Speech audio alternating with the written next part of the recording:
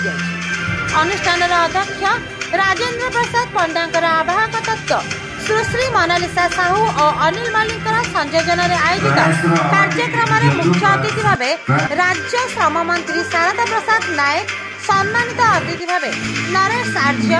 NIT registrar Rohan Dhiman प्रमुख जोगदे कार्यक्रम को प्रशंसा करने कार्यक्रम द्वारा छात्र छात्री मध्य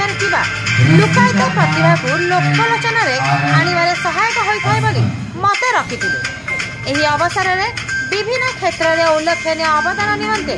व्यक्ति विशेष को प्रोफेशनल एक्टिवर अवार्ड रे मुख्य अतिथि श्री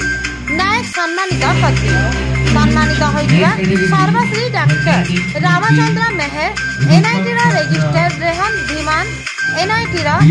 डीन सिद्धार्थ जेना प्रोफेसर डीके विषयी समाजसेवी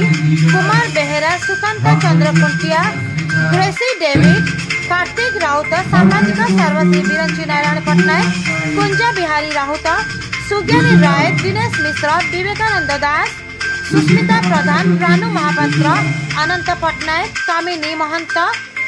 सुमति नायक राहुल राय प्रदीप कुमार पाणिग्राही प्रदीप पात्र पिंकी प्रियदर्शनी उपेंद्र बस्तिया प्रदीप कुमार पट्टनायक इंद्रनील सरकार सविता महांती नलिनीकांत धर प्रतिमा साहू डॉक्टर मनस्तुति पट्टनायक प्रमुखों को सम्मानित करा जायतिला। सेहीपरि शिशु कलाकार सर्वश्री कौशिक दास संस्कृति सागर प्रत्याशा बेहेरा आर्चन बेहेरा शुभश्री त्रिपाठी आराध्या भद्र राजवीर खांडेवाल